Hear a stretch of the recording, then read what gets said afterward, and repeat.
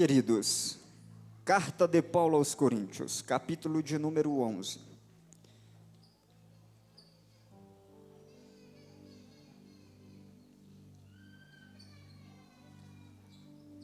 Versículo de número 17. Eu vou precisar de bastante ajuda hoje também da equipe ali que cuida da mídia. Alguns versículos nós vamos colocar na tela.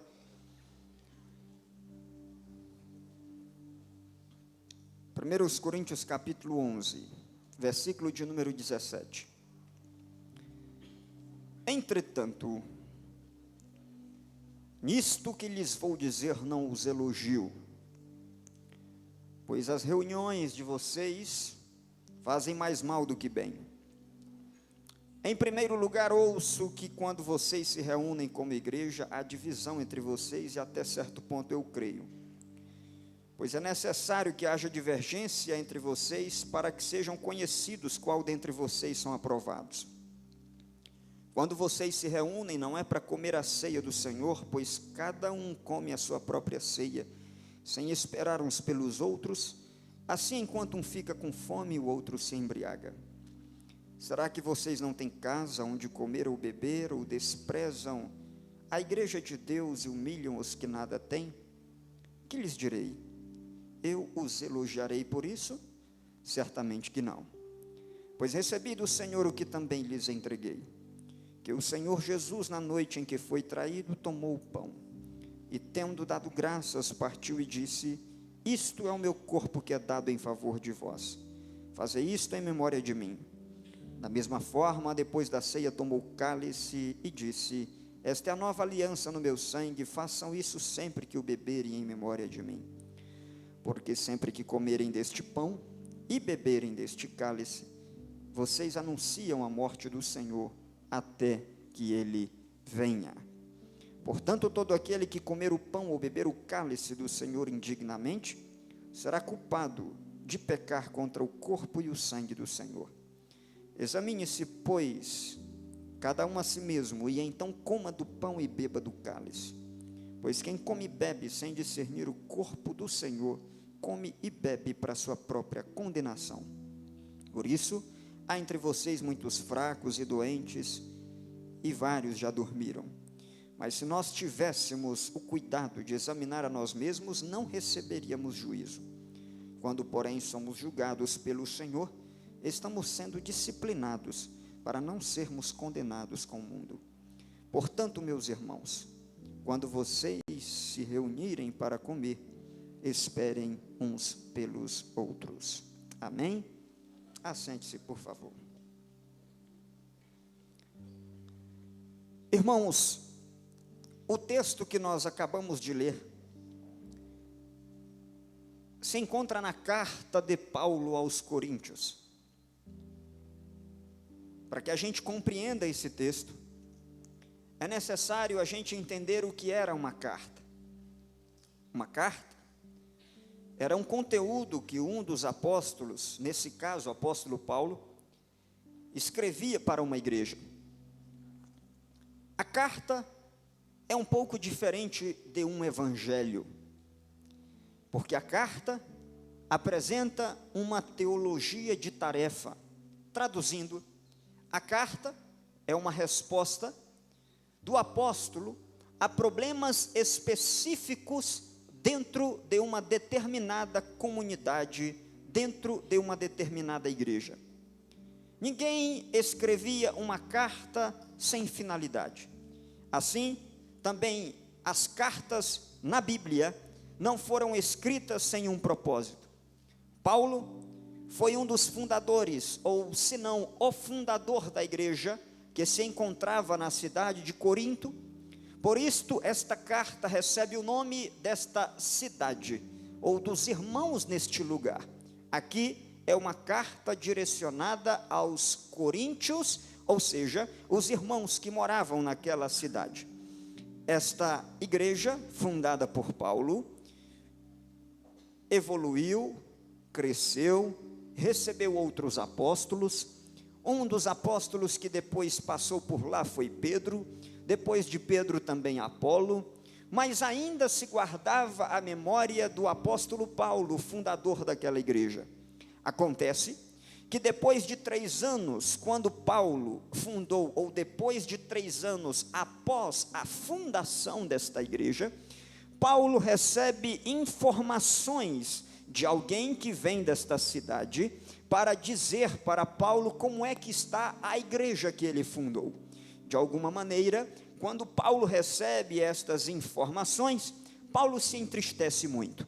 Paulo recebe muitas informações boas daquela igreja, mas Paulo também recebe informações que lhe partem o coração.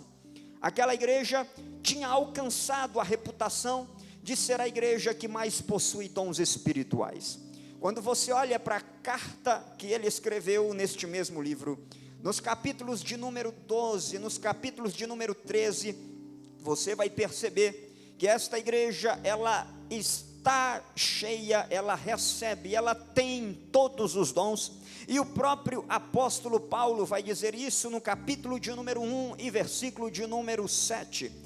Paulo começa dizendo quais são as boas notícias que ele tem daquela igreja, e ele vai dizer que dá graças a Deus, porque aquela igreja estava sendo enriquecida pela graça do nosso Senhor Jesus Cristo. Aquela igreja estava sendo enriquecida na palavra, enriquecida no conhecimento, e ele também recebe o testemunho de que naquela igreja não falta nenhum dom espiritual. Isso ele diz no versículo de número 7 do primeiro capítulo. Ou seja, aquela igreja era uma igreja que tinha todos os dons espirituais. Nenhum dom faltava naquela igreja, naquela comunidade. Ele também espera e ora para que o Senhor mantenha firme aquela igreja até o fim, de modo que eles sejam irrepreensíveis. Também ele louva o Senhor Deus que é fiel e que chamou à comunhão todos aqueles irmãos e chamou aquela comunidade para participar da comunhão em Jesus Cristo. Apesar de ele receber notícias boas daquela igreja, ele também recebe notícias ruins, e ele começa a enumerar essas notícias a partir do versículo de número 10, do capítulo de número 1. E essa igreja, ela tem alguns problemas. Esta igreja, apesar de ter todos os dons espirituais, ele diz no versículo de número 11: meus irmãos, eu recebi informações de alguns da casa de Cloe, de que há divisões entre vocês. E a divisão começa da seguinte maneira: tem uns que dizem que eu sou de Paulo, tem outros que dizem eu não quero nada com Paulo, eu sou de Apolo, tem outros que dizem eu não sou nem de Paulo nem de Apolo, eu sou de Pedro, e tem outros que dizem eu não sou nem de Paulo, nem de Apolo, nem de Pedro, meu negócio é direto com Jesus.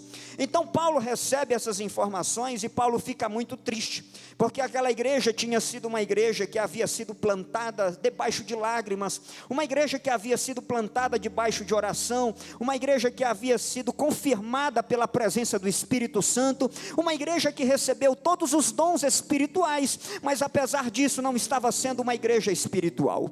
Com isso eu gostaria de dizer e de fazer um diagnóstico que para mim é muito claro sobre qualquer igreja sobre a face da terra. Eu aprendi isso quando eu li um livro de uma instituição na Alemanha que fez uma pesquisa nos 5 continentes, e essa pesquisa descobriu a seguinte coisa: que em todas as igrejas a gente tem gente que vai muito bem, obrigado. Em toda a igreja a gente tem gente que vai bem. Em toda a igreja a gente tem gente que vai mais ou menos. Em toda a igreja há pessoas que vai mal, e em toda a igreja há pessoas que vai muito mal. Então, se alguém me perguntar como é que está a igreja, a QNJ 38, se alguém me perguntar isso por aí, eu vou ter de dizer: a 38 vai muito bem, a 38 vai bem, a 38 vai mais ou menos, a 38 vai mal, a 38 vai muito mal. Porque dentro da igreja há pessoas que estão muito bem, dentro da igreja existem pessoas que estão espiritualmente saudáveis, mas dentro da igreja existem pessoas que estão doentes, que estão enfermas e que precisam ser curadas, e a cura sempre acontece por meio da palavra. Pois bem, a igreja que está em Corinto é uma igreja que pertence a Jesus. Essa igreja tem qualidades, e alguns dos problemas que existem nessa igreja não é apenas a divisão. Além da divisão, no capítulo de número 5, no versículo de número 11, Paulo vai dizer quais são os problemas que estão nessa igreja. Ele vai dizer no versículo de número 11: 11, mas agora eu estou lhes escrevendo. E Paulo começa a enumerar, porque Paulo vai dizer no versículo de número 9: já lhes disse por carta que vocês não devem se associar com pessoas imorais. Com isso, não me refiram aos imorais lá fora, aos imorais deste mundo, nem aos avarentos que estão lá fora, nem aos idólatras que estão lá fora, nem aos ímpios que estão lá fora. Versículo de número 10: se assim fosse, vocês precisariam sair deste mundo, mas agora eu estou lhes escrevendo, porque isso estava dentro da igreja. E Paulo enumera quais são os pecados que estavam dentro da igreja de Corinto. Ele começa a dizer: vocês não devem se associar com a imoralidade, ou com o irmão que está na prática da imoralidade, com avarento, com idólatra, com caluniador, com alcoólatra ou ladrão. Com tais pessoas vocês nem devem comer. Pois como haveria eu de julgar os de fora da igreja? Não devem vocês julgar os que estão dentro? Deus julgará os de fora. Então Paulo está escrevendo esta carta, e estas características não são características de gente que está fora da igreja, mas são características de algumas pessoas que estão dentro da igreja. Queira você acreditar ou não, mas esta é a palavra do Senhor Jesus, e Ele conhece muito bem a sua igreja. Ele sabe quem é e quem não é. Ele conhece o coração, Ele sonda a mente, Ele conhece a alma. Ele esquadrinha da cabeça aos pés, e Ele sabe quem é e quem não é, quem está e quem não está, quem tem comunhão e quem não tem comunhão. A igreja de Corinto tinha 3 problemas, 3 áreas. Primeira área, a área moral. Segunda área, área doutrinária. Terceira área, área litúrgica. A igreja tinha, vamos começar pelo primeiro problema, a igreja tinha divisões. A igreja também tinha frouxidão na disciplina. Tinha gente dentro daquela igreja que estava processando o irmão. Tinha gente dentro daquela igreja na prática da imoralidade. Tinha gente dentro daquela igreja que estava praticando das comidas sacrificadas aos ídolos. E tinha gente na igreja praticando a heresia e muitas outras coisas mais. É por isso que o apóstolo Paulo vai escrever esta carta com coração pastoral. Com coração pastoral, Paulo quer cuidar.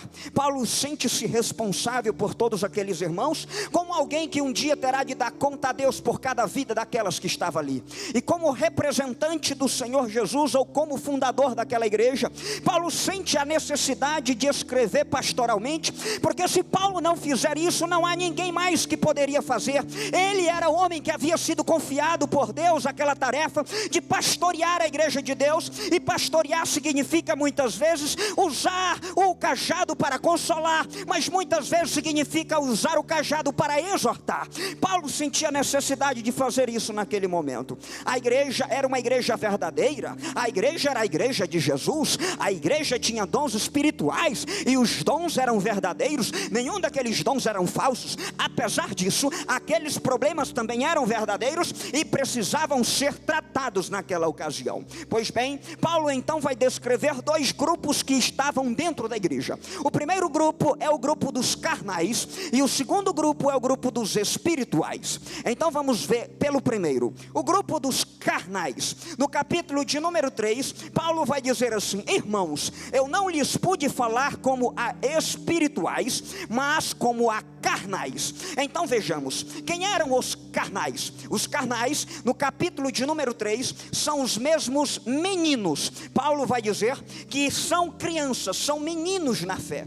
E ele vai dizer então o seguinte: olha, os carnais eram aqueles que criavam os partidos em torno de homens. Os carnais eram aqueles que se gloriavam neles mesmos. Os carnais eram aqueles que criavam divisão. Os carnais eram aqueles que ficavam falando disse-me disse dentro da igreja e provocando divisão. Os carnais eram os que ficavam criando partidos, um é de Paulo, o outro é de Cefas, o outro é de Apolo, o outro é de Cristo. Os carnais são esses que estavam causando problemas dentro da igreja de Corinto. Agora, na igreja de Corinto também tinha os espirituais. Então, quem eram os espirituais? Deixa eu lhes explicar.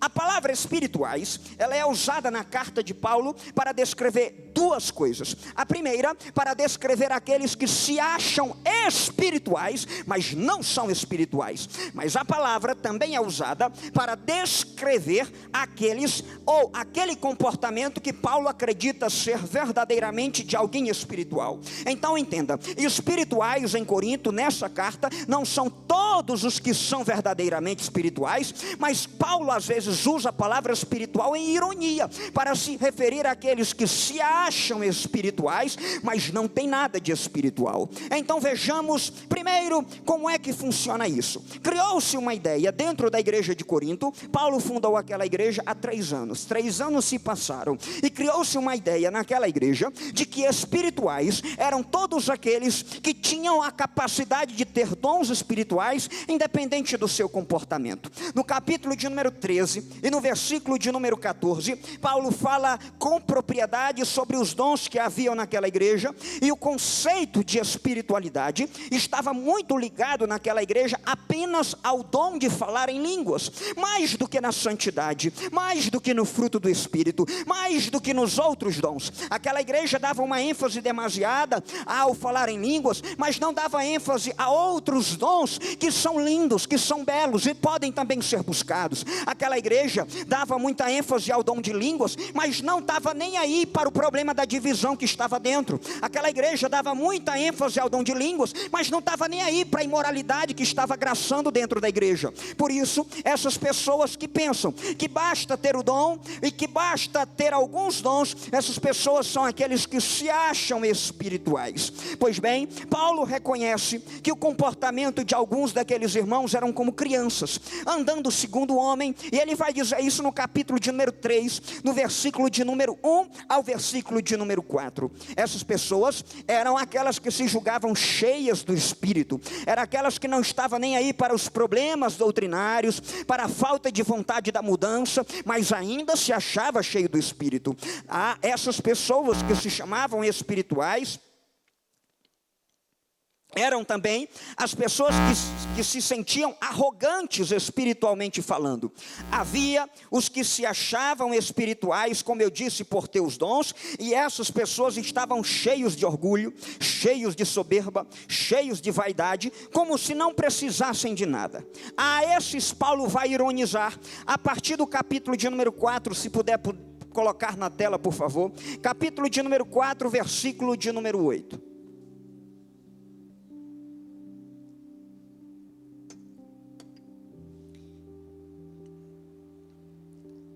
Muita gente estava orgulhoso espiritualmente falando, achava que não precisava mais de nada, achava que não precisava mais orar, achava que não precisava mais buscar santidade, achava que não buscava mais vida, não precisava de mais nada. E Paulo vai escrever de maneira irônica. Paulo vai dizer assim: vocês já têm tudo o que querem, já se tornaram ricos, chegaram a ser reis sem nós.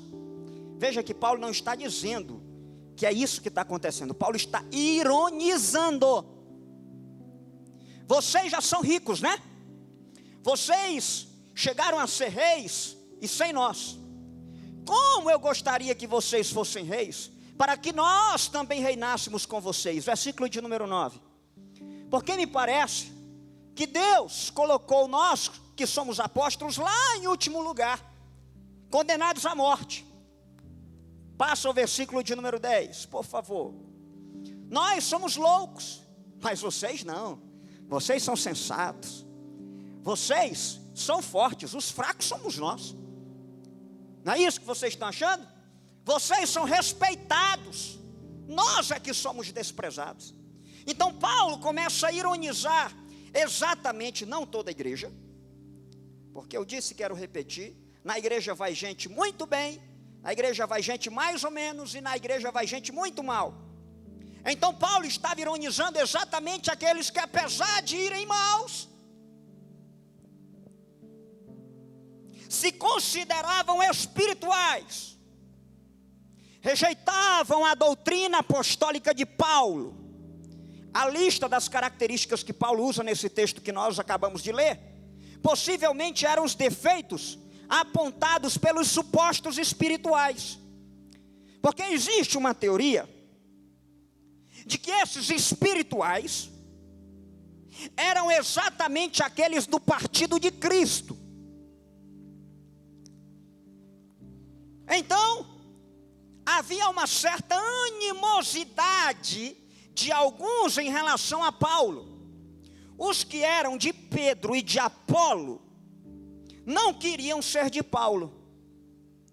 Estavam criticando Paulo e se vangloriando. Isso fica subentendido nos capítulos 1 ao 4 dessa primeira carta.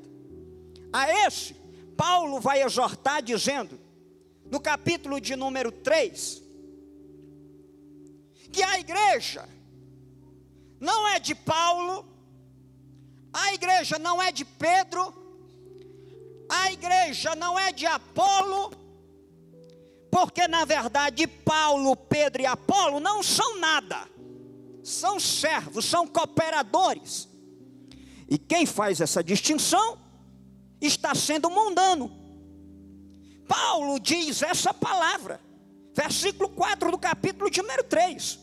Pois se alguém diz eu sou de Paulo, outro eu sou de Apolo, não está sendo mundano?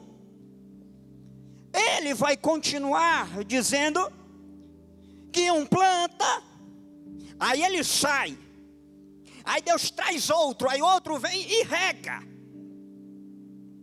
Mas também o que planta ou também o que rega não é o dono da lavoura, porque quem dá crescimento é Deus. E Paulo vai continuar afirmando no versículo de número 10, também no versículo de número 9, nós somos cooperadores de Deus, vocês são lavoura de Deus e edifício de Deus. A igreja é de Cristo. Ninguém pode colocar um alicerce sobre a igreja, porque a igreja pertence a Jesus Cristo de Nazaré.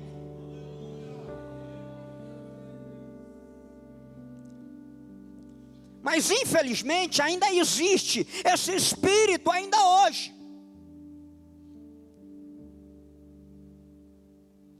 Quando a troca de pastor, ainda tem gente que fica comparando e dizendo eu sou de fulano, sou de Beltrano, fulano era assim, Beltrano era assim. E se tem alguém agindo assim, você está sendo mundano.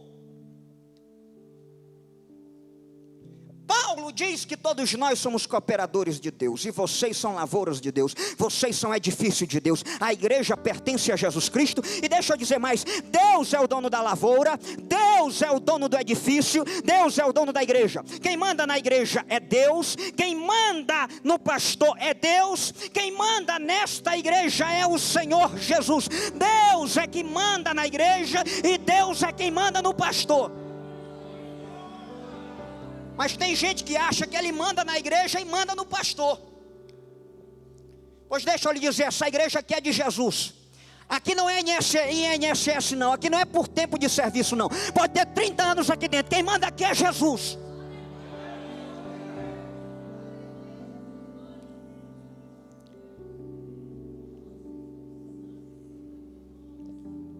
Pastor, você está sendo muito duro, essa mensagem é para quinta-feira. Mas quem disse que você vem na quinta-feira? Eu tenho que pregar hoje, que é o dia que você vem aqui.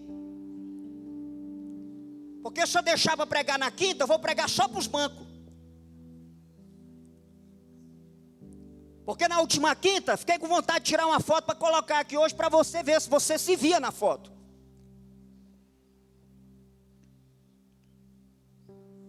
O senhor está sendo injusto. Não estou sendo injusto não, eu estou baseado na palavra.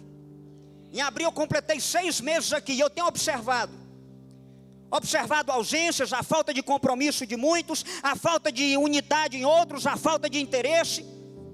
Olhe para mim, olhe para o seu comportamento, olhe para o seu compromisso e me diga se eu estou sendo injusto.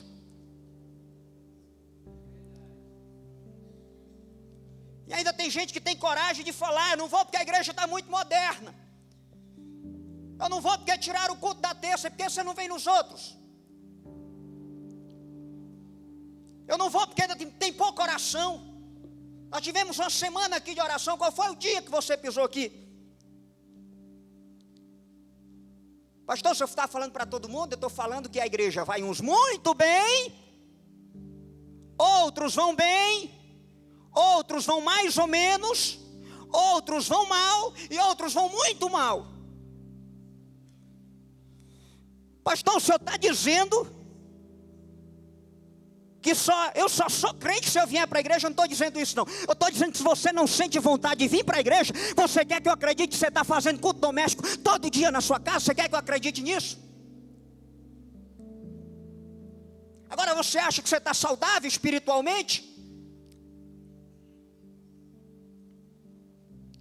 Um dos problemas da igreja de Corinto era a vanglória. Vanglória. A vanglória, na carta de Paulo aos Coríntios, está relacionada com todos os pecados.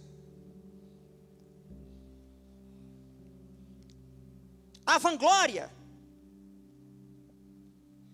dos irmãos de Corinto, de alguns em Corinto, era o seguinte: 3. Primeira, de se acharem mais espirituais do que Paulo. Segundo, vangloriavam-se por seus dons espirituais. Terceiro, por serem do partido de Cristo.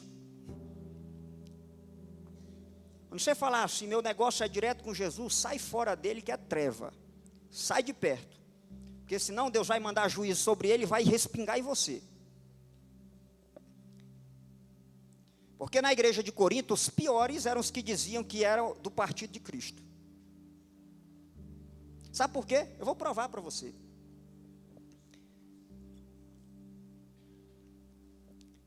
Porque os que estavam relacionados só com Paulo ainda reconheciam a autoridade humana de Paulo. Os que achavam que eram de Pedro ainda reconheciam a autoridade humana que era Pedro. Os que achavam que era de Apolo, por mais que estivessem errados na divisão, mas ainda reconheciam que ainda reconheciam a autoridade humana de alguém. Mas os que se achavam, ou que se diziam ser do partido de Cristo, como Paulo vai dizer, aqui no capítulo de número 1, versículo de número 12, uns dizem sou de Paulo, outros de Apolo, eu sou de Pedro, e outros ainda eu sou de Cristo. Esses eram os piores, sabe por quê? Porque esses aqui acreditavam, achavam-se ligados aos dons espirituais, exaltavam-se por causa dos poderes extraordinários. Seu partido era o de Cristo, eles não obedeciam à autoridade nem de Paulo, nem de Pedro, nem de Apolo, rejeitavam o ministério e diziam assim: o meu negócio é direto com Jesus, meu negócio é direto com o céu, é fax, é e-mail celestial, preciso de ninguém não na igreja não, preciso de ninguém, de Deus usando ninguém para falar comigo, não preciso da palavra, Deus fala direto aqui, ó, em revelação direto do céu, para mim.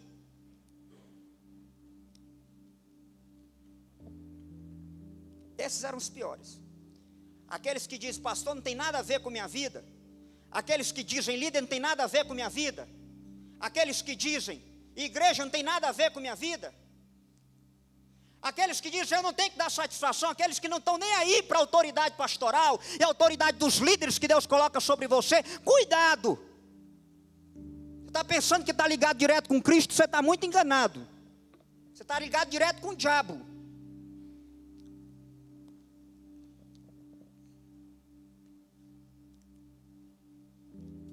Partido de Cristo. Eu vou dar algumas características para vocês desse partido de Cristo aqui. Lá de Corinto. Primeiro, chamavam a si mesmos, eu sou de Cristo. Segundo, não aceitavam nem obedeciam a autoridade pastoral ou apostólica. Terceiro, não dependemos do homem quanto ao conhecimento de Deus.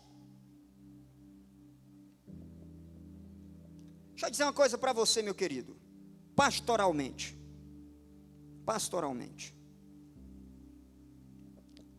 Só existe um remédio para a alma. Só existe um remédio para a alma. É a palavra de Deus. É a palavra de Deus. Eu não vou me surpreender, porque aqueles que estão piores são aqueles que não vêm aqui. Eu não vou me surpreender com isso. Sabe por que eu não vou me surpreender? Porque são aqueles que nunca conseguem vencer a carne ou o pecado. Por quê? Porque estão sempre fracos. Por quê? Porque nunca ouvem a palavra. Por quê? Porque não são alimentados. Por quê? Porque qualquer manjar que o diabo coloca na frente deles, eles aceitam. Por quê? Porque eles estão famintos, estão fracos. E sabe por onde é que chega a palavra para você? A palavra de Deus chega para você através desse altar aqui. É desse altar que chega a palavra para você. É desse altar. Agora, se eu estiver sendo negligente na palavra, você me diz. Agora, se eu não estiver sendo negligente na palavra, então olhe para você. Ou você vai me culpar para se justificar. Porque tem gente fazendo isso. Tem gente culpando o pastor para se justificar. Se não tem gente vindo aqui na quinta-feira, não é porque não está tendo palavra, não.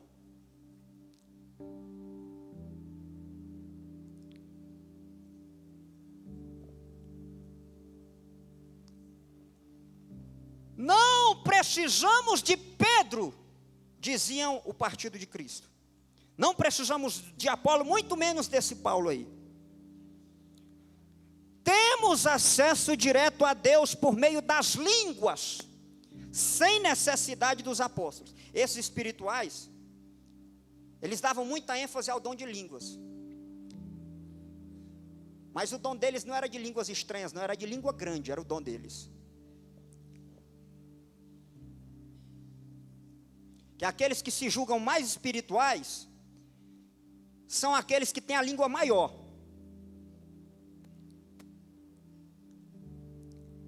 Não precisamos. Sabe por que Paulo está defendendo o seu apostolado aqui nessa carta? Você acha que ele está defendendo o seu apostolado porque por nada? Paulo está defendendo o seu apostolado nessa carta aqui, porque os que se diziam espirituais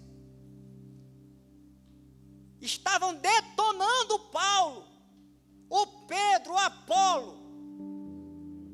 Porque para quem tem esse dom dessa língua aí, não tem ninguém perfeito.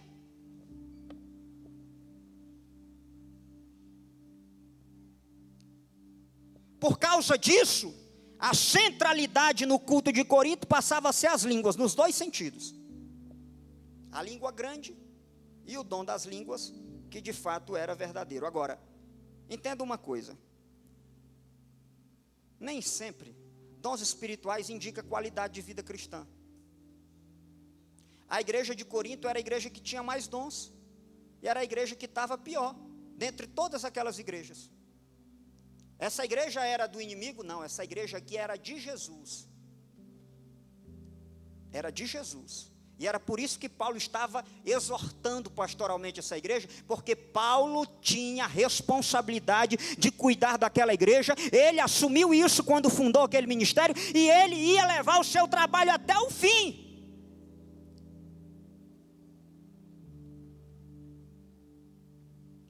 Mas o maior problema desses aqui era a arrogância, orgulho espiritual. Deixa eu explicar uma outra coisa para você. Você já deve ter ouvido o ditado, que quando a pessoa acha que já sabe tudo, ela não sabe de nada. Você também já ouviu de outra maneira, que quando a pessoa acha que já aprendeu tudo, ela não aprende mais. Concorda comigo? Por que ela não aprende mais? Porque ela já acha que sabe de tudo.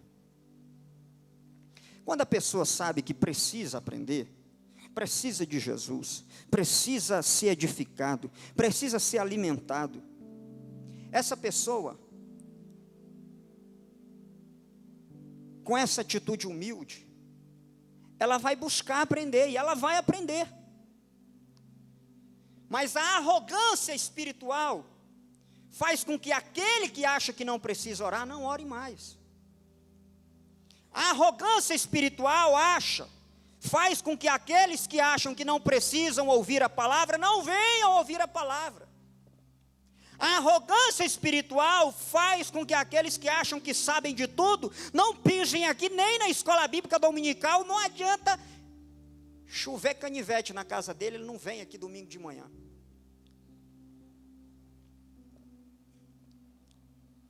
Isso, queridos, para mim, a partir da Escritura, é sinônimo de duas coisas: ou enfermidade espiritual, ou arrogância espiritual, que dá no mesmo. Pastor, você está colocando todo mundo no mesmo bolo? Não, eu sei que tem gente doente aqui, e exceto aqueles que são doentes ou aqueles que trabalham, tem muita gente que nem está doente e nem está trabalhando. E eu fico me perguntando, meu irmão, como é que você consegue ficar 15 dias sem ouvir a palavra do Senhor? Me diga. Porque eu vou dizer para você, se eu passar 2 dias sem ler a Bíblia, eu leio a Bíblia todos os dias, mas se eu passar 2 dias sem ler a Bíblia, eu fico faminto, eu vou no YouTube, pego uma mensagem de alguém, eu coloco para eu ouvir, eu fico querendo, porque eu preciso ser edificado. Meu irmão, eu não sei como é que você consegue ser crente, vencer o pecado sem orar, sem ouvir a palavra, sem ler a Bíblia. Como é que você dá conta? Me diz a receita, em nome de Jesus. Porque eu não sei.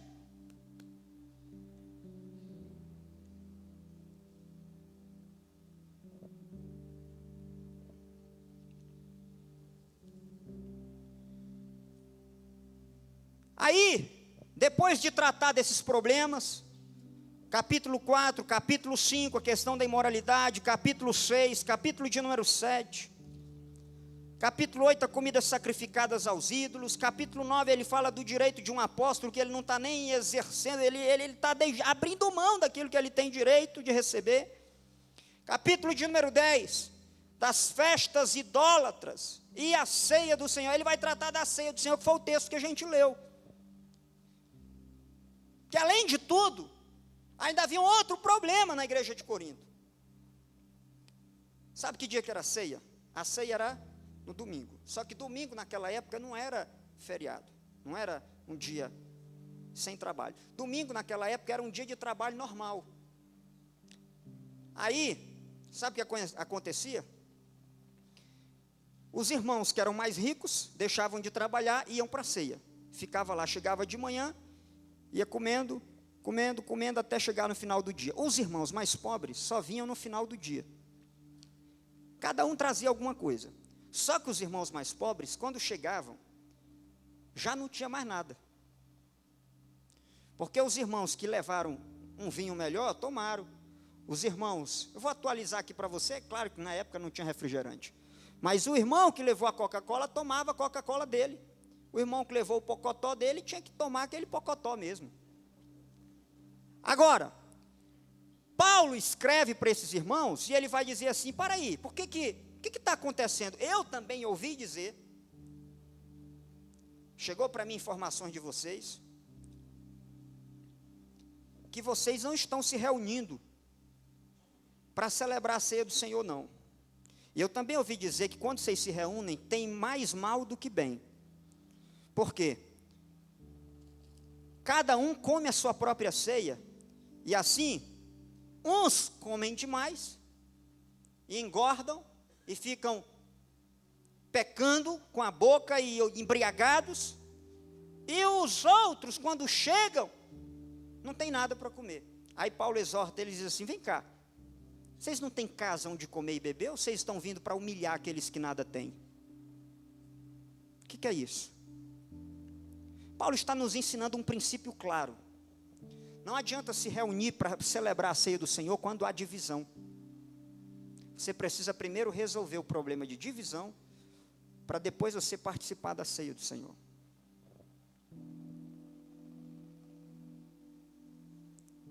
Aí, Paulo vai falar, eu recebi do Senhor o que também vos ensinei. E aí ele vai falar daquilo que ele recebeu do Senhor. E ele vai dizer, porque sempre que comerem deste pão e beberem deste cálice, anunciem a morte do Senhor até que Ele venha. E aqui tem duas coisas importantes para nós. Uma é a morte do Senhor, repita comigo, morte do Senhor. E a outra coisa é vinda do Senhor. Essas são as duas doutrinas principais na igreja. morte do Senhor, morte e ressurreição de Jesus, e a outra é a vinda de Jesus.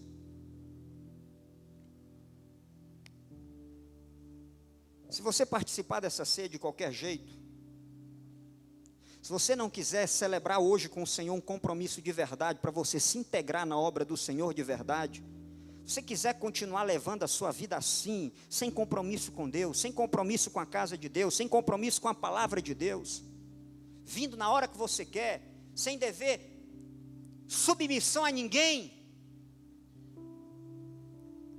se você quer viver assim, eu dou um conselho para você: não participe da ceia. Porque eu estou cansado desse negócio na Assembleia de Deus, que o único pecado contra o qual se prega é o pecado do adultério e da imoralidade. Não se prega contra outros pecados, que é gente falando demais dentro da igreja, quando devia ficar calado. Não se fala de outros pecados descritos aqui como a divisão dentro da igreja,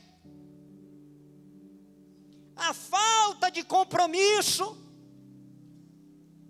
a falta de vitalidade espiritual.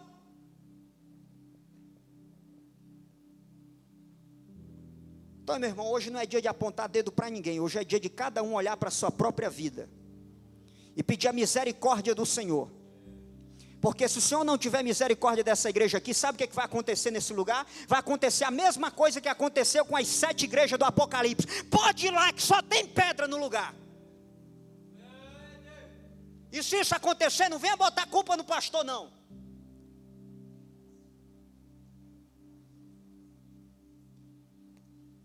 Porque o pastor está aqui todos os cultos.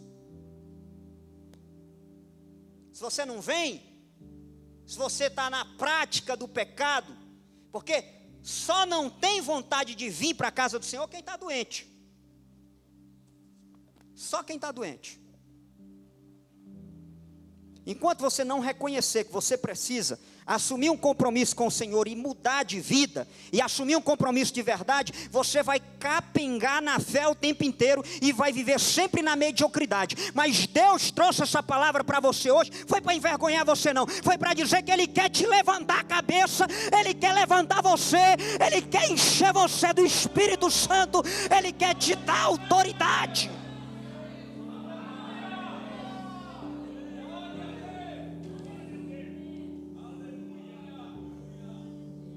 Porque se eu não fizer isso aqui, eu chorei para trazer essa palavra. Eu passei 2 noites sem dormir para trazer essa palavra. Mas se eu não trouxer essa palavra, Deus vai cobrar de mim. E eu estou aqui orando por você. Deus ama você. Deus é Pai que não esqueceu de você. Ele te ama, quer te levantar, quer te restaurar, quer te dar vitalidade espiritual, quer que você seja alguém, um crente cheio do Espírito Santo de Deus.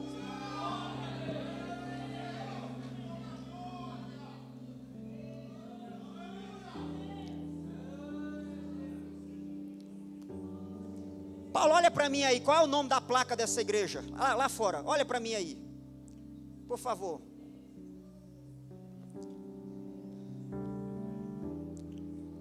Pode voltar. Ainda é a Assembleia de Deus? Ainda está a Assembleia de Deus escrita aí? Tá.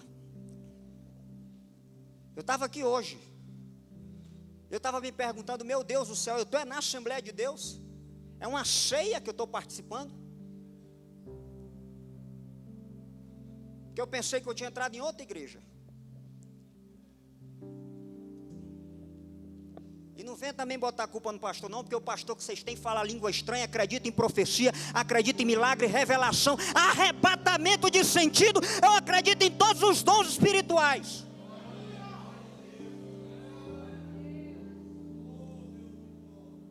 A teologia não me esfriou, não. Eu sei o que é chorar na presença de Deus. Agora o que eu peço ao Senhor, e esse vai ser o tema da nossa festa desse ano, que é isso que a gente está precisando. O tema da nossa festa desse ano vai ser renovados. Não vos embriagueis com vinho, no qual há contenda, mas enchei-vos do Espírito Santo. Eu quero crer que Deus ainda vai manifestar vivamente nesse lugar, e nós vamos sair daqui todo mundo falando em línguas estranhas, cheios do poder de Deus. Porque nós não vamos mudar o nome dessa igreja aqui não. Com todo respeito aos irmãos, eu tenho muitos amigos, aqui não é nem presbiteriano e aqui não é de igreja, não, aqui é a igreja, a Assembleia de Deus.